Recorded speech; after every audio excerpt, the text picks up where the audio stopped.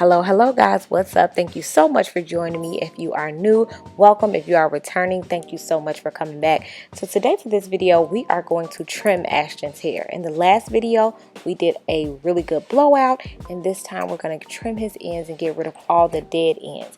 Now, this video was filmed a couple months ago, so his hair has been trimmed 3 to 4 additional times since then, and I've been able to get rid of all of his raggedy ends.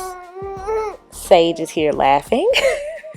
I've been able to get rid of all of his raggedy ends and get his hair back to the healthiest state it can be in. So stay tuned for the end to catch the healthy pictures.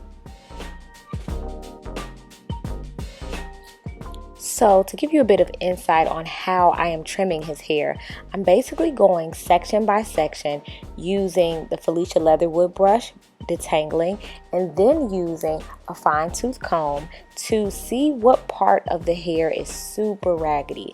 Once I get to the part where I hit that tension, that is what I'm trimming off. And for him, I'm doing a bit at a time because I did want to take too much off, but I also am not... Sage agrees. I'm also not a professional, so I prefer to trim his hair a little bit at a time.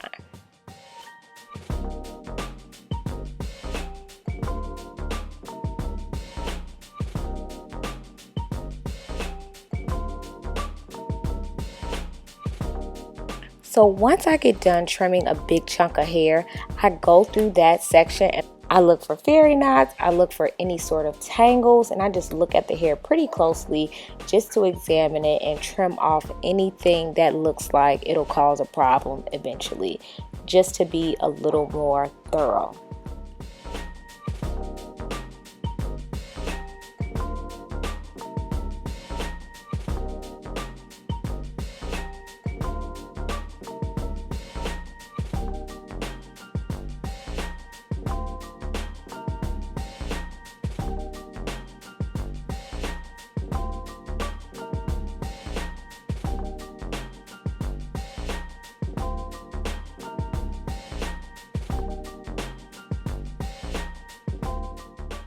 So if you plan to trim your hair at home, I would definitely suggest using a fine-tooth comb and trimming where you feel tension. That will definitely help your ends. If you are afraid to trim your hair, take a little bit off at a time. Don't feel like you have to take off a ton at once if you feel like you don't know what you're doing, or the fact that you're inexperienced makes you afraid, because it's hair, it'll grow back, but I understand not wanting to cut a ton off.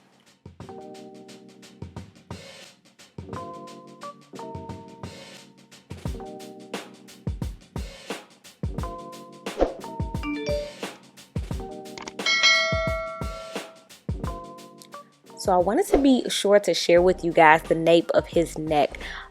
This side of his hair I trimmed off the most I trimmed off of any other side, and it's mainly because those ends were super tangly, so many fairy knots, and I don't know if it was because the nape of his neck, if it was because the twists were too small.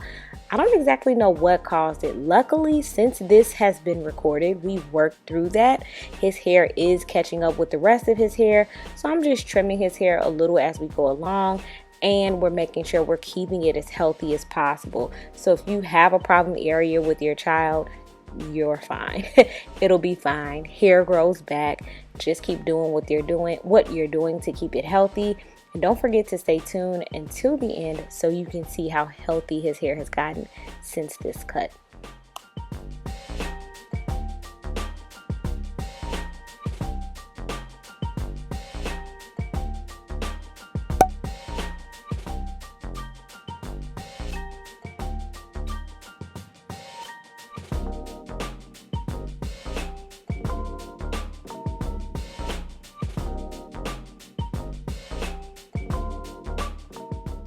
So as we're wrapping up his trim, I'm just going through for a closer look at his ends, and then I'm trimming off any fairy knots, any tangles I might have missed the first time around. The first time I did his hair after this, his hair felt like butter, and I will be sure to insert a picture of the after. I trimmed off a decent amount of his ends and it was super helpful. So moms, if you need to do a trim, do a slight trim, see if it helps, and then if you need to take some more off, take some more off. It will grow back, I promise you that. Thank you guys so much for watching. Please let me know if you want to see more content involving my son's natural hair.